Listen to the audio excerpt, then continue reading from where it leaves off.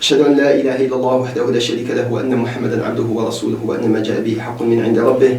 نشهد أن الدين كما شرع وأن الإسلام كما وصف وأن القرآن كما نزل وأن القول كما حدث وأن الله هو الحق المبين. ذكر الله سيدنا محمدا صلى الله عليه وسلم بالخير وصلى عليه وحيه بالسلام.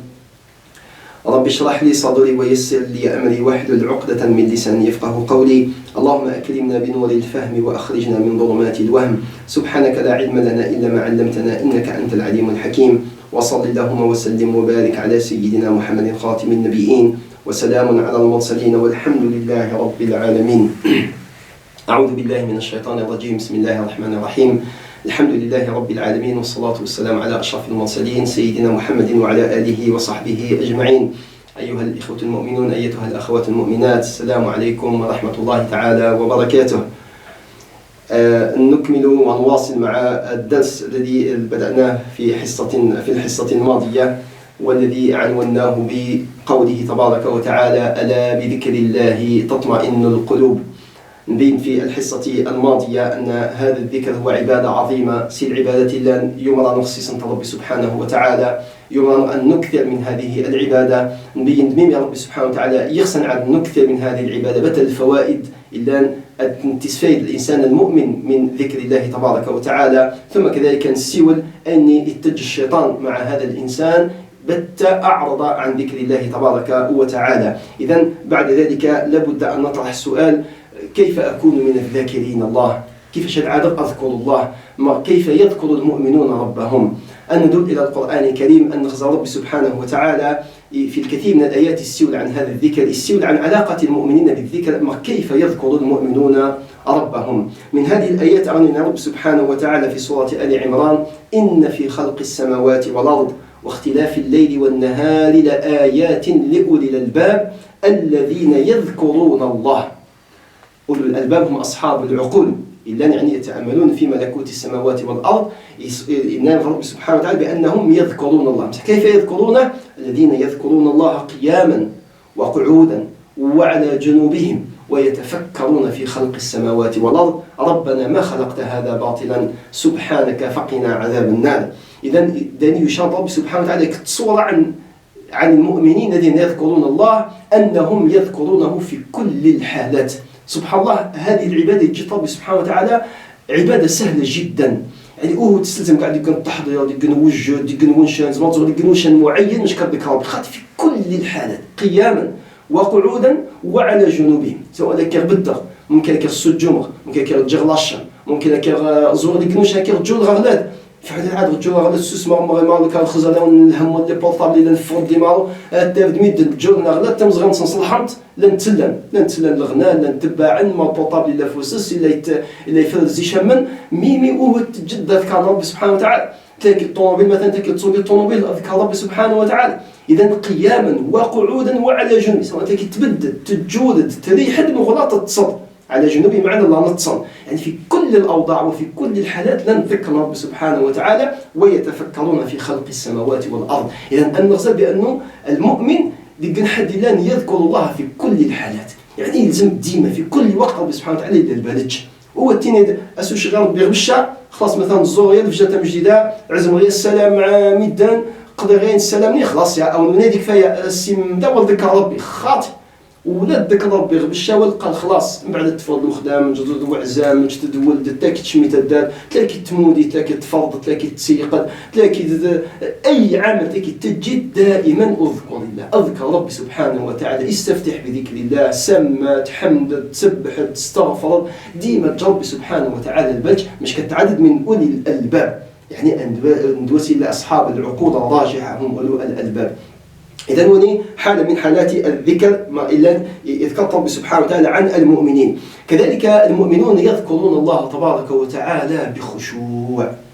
أعلن رب سبحانه وتعالى: إنما المؤمنون الذين إذا ذكر الله وجلت قلوبهم. لأن إنما صيغة الحصر، يعني المؤمن الحقيقي وسننتي مؤمن إذا ذكر الله وجلت قلوبهم. السنة سلن أذكر رب سبحانه وتعالى ولو نسنة خشعا، الوجل بمعنى الخوف، ولو نسن أدوقدن يا رب سبحانه وتعالى مثلا يتوذكر لا يتوذكر مارو وهود فلان وهود فلتان وهدين السلطان وهدين الوزير وهدين الملك وهدين ربي سبحانه وتعالى ملك الملوك يذكر مصير عاد يتسلى عزم القرآن هذا كلام الله يتلى يعني يزمد عاد يخشع لذكر الله ننتي دتي تحس العظمة ربي سبحانه وتعالى استشعار تدولس هو دا عاد يذكر ربي سبحانه وتعالى انت الباس قاعد يفهم لا 400 مثلا في الصبح ممكن في استغفر الله استغفر الله استغفر الله استغفر انت ممكن تسمع تفرج تلفزيون ولا يتقصر مع مدوش الصبح تلفز لقى سبحان الله سبحان الله سبحان الله سبحان الله بتدون سبحان الله بتدون الحمد لله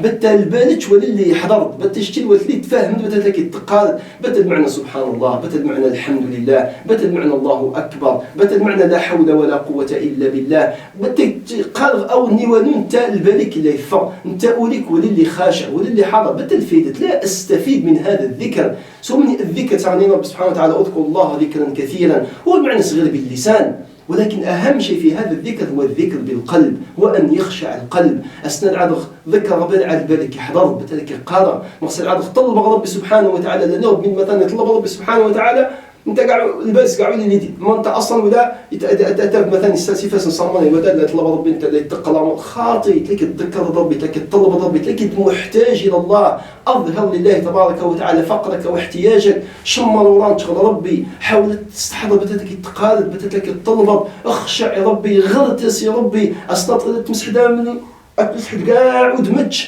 شتين يعني لك ترجو الله تبارك وتعالى أن يستجيب هذا الدعاء أنت كيد تتذلل وتخضع لله تبارك وتعالى إذا فهذا الخشوع مهم جدا مش كده عاد هذا الذكر يؤثر أما غادي يغد ميد نذكرنا ربي لن يغد ميدنا تفدي الظل في جال يعزم السلام يقضى يعزم صوت ياسين يقضى يطلب ربي يقضى ممكن يستعقب السبحة نداء سبحان الله والحمد لله والله أكبر ممكن يستعقب ولكن تتخذ التصرفات إلا يشوني إلا يظلموني إلا يتغتابوني إلا يستلشفوني إلا يتعامل بربا هان بينه من الذكر كيف هذا الذكر لم يؤثر لأنه لم يكن ذكرا بخشوع أما غير رب سبحانه وتعالى والصحضر في البالس إذا مستعد ذكر ربي لابد أن نستحضر عظمة الله وأن نخشع لله تبارك وتعالى أغني بعد ذلك إذا ذكر الله وجلت قلوبهم وإذا تليت عليهم آياته زادتهم إيمانا وعلى ربهم يتوكلون يعني كل ما الذكر ربي وجار كل ما تعز من القرآن وجار كل ما سنيت توعز من القرآن وغتحاول نتفهم القرآن سنيت تستفهم القرآن يتدارسون القرآن يزيدهم إيمانا يزيدهم قربا إلى الله تبارك وتعالى يزيدهم خشوعا لله يزيدهم عبادة لله يعني الذكر يزمد على الذكر الإيجابي يزمد على الذكر لله غص أثر في الحياة غص أثر في القلب غص أثر في المعاملات غص أثر في علاقتي مع الناس ويمكن تذكر ربي قبل دخل ذكر ربي بعد ستسبة بعد ستطيحة بعد ستسوق في غيبة بعد ستستشرق في جنحة ما هذا الذكر يعني دليل على أن هذا الذكر لم يكن ذكرا فعالا لم يكن ذكرا بخشوع إذا لذلك رب سبحانه وتعالى يخصن أن نذكره كذلك بخشوع كذلك من صفات المؤمنين يذكرون الله كيف يذكر المؤمنون الله أنهم يسعون إليه طغان ذكر الله مثلا أغنينا رب سبحانه وتعالى يا أيها الذين آمنوا إذا نودي للصلاة من يوم الجمعة لكن تريحت لكن تدات متكدا خدامت متكدا غلاد نودي للصلاة من يوم الجمعة تسلد أذان صلاة الجمعة بتتجد وتقن الصلاة تقن فاسعوا إلى ذكر الله غادت وذكرنا ربي فالمؤمن يسعى لذكر الله ويتباطأ أيوة أختدني صلاة الجمعة أو الدين شولع ولا فضلت لا يسعوا إلى ذكر الله وذروا البيع ذلكم خير لكم وإن كنتم تعلمون مباشرة تسلد أذان صلاة الجمعة ليش غتشقن لها أنت بجناتش خلافت غادي إلى صلاة الجمعة وزتا كتلحد الشوش وتاكي تتر كذا هاي صلاة الجمعة معيش سلحاس بيمي سلحاس واش نبت ما غتمتد ربي لا يزكاياش ربي لا يزكاياش لقاش حي على الصلاة حي على الفلاح انت في القرآن فسعوا تسلد فسعوا إلى ذكر الله وذروا البيع ذلكم خير لكم يحي عليكم كانت تسنم كنت تسنم الخير اللي كان وجد الغوم تاغي تاسم بعد أن تسمعوا نداء صلاة الجمعة ذلكم خير لكم وإن كنتم تعلمون بعد ذلك فإذا قضيت الصلاة تسيد ديال تزل ديال تحضر الخطبة تزل ركعتين تقضي ديال تزليت فإذا قضيت الصلاة فانتشروا في الأرض وابتغوا من فضل الله واذكروا الله كثيرا لعلكم تفلحون ولقى خلاص الزهور صلاة الجمعة ذكر يا ربي خاطي أذكر بعد صلاة الجمعة قبل صلاة الجمعة في كل وقت يجب أن تذكر الله تبارك وتعالى. إذن فهذا المؤمنون الذين يذكرون الله أن نغزل بأن ذكر الله لا حدود له، لا يقنع الإنسان من ذكر الله. هو القيل خلاص الشيء ذكر يا ربي ما فيه كفاية، وإنما يسرع لذكر الله ويكثر من ذكر الله. إذن هذا صفات المؤمنين كيف يذكرون الله. أدنى سماع حد ولا المنافقون. ربي سبحانه وتعالى يذكر في القرآن الكريم أن المنافقين وأنت ذكرنا ربي ميمي مش أنت وله أن نغزر كيف يذكر المؤمنون وكيف يذكر المنافقون. بعد كل جنس غادي حسب ماس. هل طريقة نذكر الصيص ربي سبحانه وتعالى هي تشبه طريقة المؤمنين وتشبه طريقة المنافقين؟ بل ماشي نقول حد شتي حسب مانش شتي نغزر من تسلس مانش. هل مع ذكر المؤمنين ومع ذكر المنافقين؟ بتعني ربي سبحانه وتعالى عن المنافقين أغنين إن المنافقين يخادعون الله وهو خادعهم وإذا قاموا إلى الصلاة، طبعا الصلاة فيها ذكر الله، وإذا قاموا إلى الصلاة قاموا كسالى. إني فاسعوا إلى ذكر الله. سيسير ربي في صلاة الجمعة المؤمنين فاسعوا إلى ذكر الله. المنافقون إذا قاموا إلى الصلاة قاموا كسالى. اسم السيفة دي نجمة ديك اللعمان السين وينشان اسم السيفة دي نجمة دي تسين الزرط نسود مش كاد زود الزر صلاة الفجر دات مع الجماعة. للأسف يعني قاموا إلى الصلاة قاموا كسالى كمن خبتا يراءون الناس ولا يذكرون الله إلا قليل. وغني لا يذكرون الله ذكرنا ربي بصح لا يذكرون الله إلا قليل. أمونا هذا الظلام إن ركعتنا تنتينكو دانكو التين دي جود لمزيت ربي خلاص يا ولا الدعاء الأشياء، لا دعاء بعد الصلاة لا ذكر الله ولا الحيتة. أين تزلط النيات ديما الله غالبا بس اللي خزت من مسات خزت وصاحب السلة معاه سما غير الجماعات هذو كانوا ممكن التنياس يسرح ولا ركعتين فجأة كانوا يفيروا ركعتين ولا يذكرون الله إلا قليل. إذا داني ربي سبحانه وتعالى نابل المنافقين ذكرنا ربي ولكنهم لا يذكرون الله إلا قليل مش كأن تولى. ثم أغني في آية أخرى أخطر من ذلك أغني وإذا ذكر الله وحده أستند تذكر ربي سبحانه وتعالى وحده اشمأزت قلوب الذين لا يؤمنون بالآخرة وإذا ذكر الذين من دونه إذا هم يستبشرون. سبحان الله كيف الحال للأسف ساعات لاحظت عند بعض الناس ساعات مثلا سالنا كان ميدني تجمع مثلا كانوا يجراو قلعت مثلا قال حماضك ما نفتح حماضك ما نعزم السير القرآن بعض ميدنا تلقيت كاع عموني لا يم ديرونجي وزدي باين قالوا كان بصح ما كنزدش نلعس وانا اللي حماضك جلب يا ربي وانا نخلط حماضك تزال معايا الغاخم. يعني ماشي كذا ممكن دائما نعزم السين خواتيم من العصر إلى صورة الناس والتبي نسجل 10 دقائق مع شيء من الدعاء نبتهل به لله تبارك وتعالى مش كدي السنزل الرحمة الألفة المودة بين الأزواج وغير ذلك يتلي تحس يمنسيا كاع لحظتني يا موني تقول السيكورز اشمأزت قلوب وغني قلوب المؤمنين قلوب الذين لا يؤمنون بالآخرة وسي تحس يمنسيا غادي تذكر ربي تو ديرونجا تحس بلي أولس كاع لا يكورز هذه السن لعله من الذين لا يؤمنون بالآخرة.